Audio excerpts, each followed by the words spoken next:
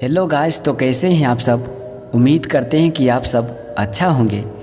तो चलिए हम आज की कहानी को शुरू करते हैं। एक व्यक्ति एक महात्मा बुद्ध के पास जाता है और उनसे कहता है कि महात्मा जी, क्या मैं आपसे एक प्रश्न पूछ सकता हूँ।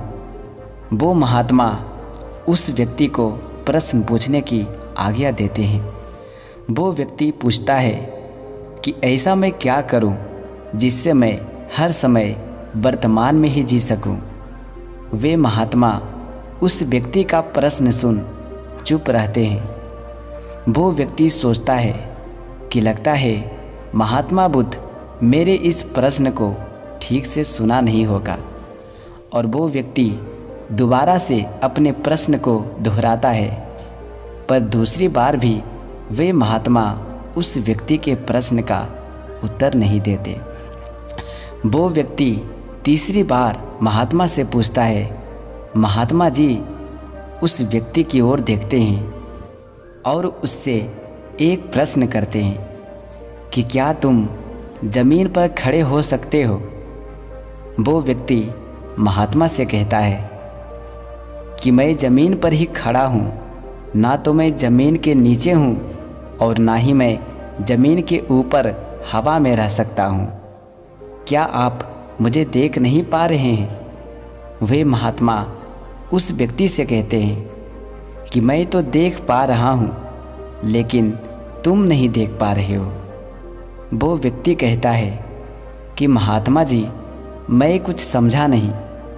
वे महात्मा उस व्यक्ति से कहते हैं कि जब तुम ये देख सकते हो कि ना तुम ज़मीन के नीचे रह सकते हो और ना ही ज़मीन के ऊपर हवा में रह सकते हो, तो क्या तुम यह नहीं देख सकते कि तुम चाहकर भी भूतकाल में रह सकते हो और ना ही भविष्य काल में रह सकते हो। जब तुम पहले से ही वर्तमान में हो, और इससे ज़्यादा वर्तमान में क्या हो सकते हो।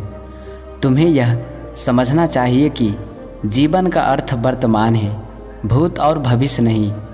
तुम चाहकर भी भूत और भविष्य में नहीं रह सकते, क्योंकि तुम्हारे पास इसका विकल्प ही नहीं है। और तुम उन भूतकाल के विचारों को सोचकर परेशान हो जिनका खुद को जीवित अस्तित्व ही नहीं है, या इन विचारों को सोचकर परेशान हो जिनके बारे में तुम्हें पता ही नहीं है कि वो भविष्य में घटित होंगे या नहीं।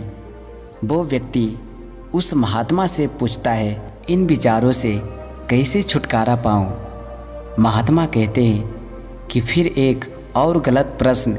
यह दिमाग जिसके पास इतनी क्षमता है कि तीनों स्थितियों में सोच सकता है, यह हमें प्रकृति के द्वारा दिया गया एक उपहार है। क्या तुम इसे ख़त्म करना चाहते हो। क्या उपहार ख़त्म किया जाता है। अगर तुम विचारों को मारना चाहते हो तो मतलब तुम अपने दिमाग को मारना चाहते हो। यह दिमाग जो इतना शक्तिशाली है, उसे क्या तुम नष्ट करना चाहते हो।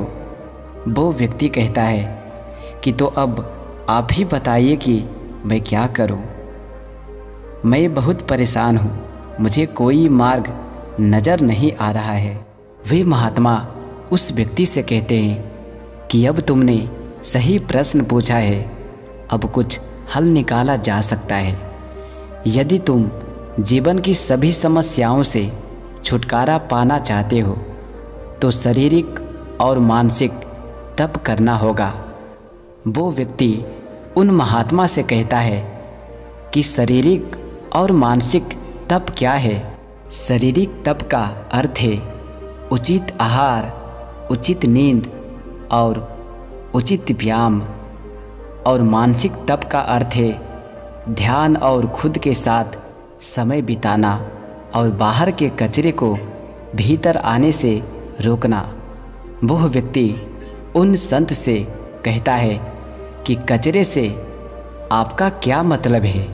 वो महात्मा कहते हैं कि तुम भली भांति जानते हो कि कचरा क्या है। कचरा वो बातें हैं जो तुम्हारे विकास को रोकती है और तुम्हारे इंद्रियों के द्वारा तुम्हारे भीतर प्रवेश करती है। यदि तुम सभी समस्याओं का अंत चाहते हो तो तुम्हें शारीरिक और मानसिक तप करना होगा। वो व्यक्ति उन महात्माओं से कहता है कि क्या शारीरिक और मानसिक तप रूप करना आसान है?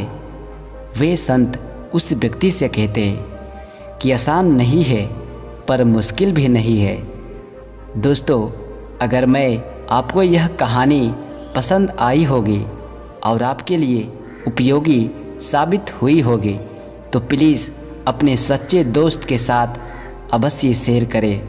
और अगर वीडियो आपको अच्छा लगा हो तो प्लीज़ मेरे चैनल को सब्सक्राइब कीजिए और हमें ज़्यादा से ज़्यादा सपोर्ट कीजिए।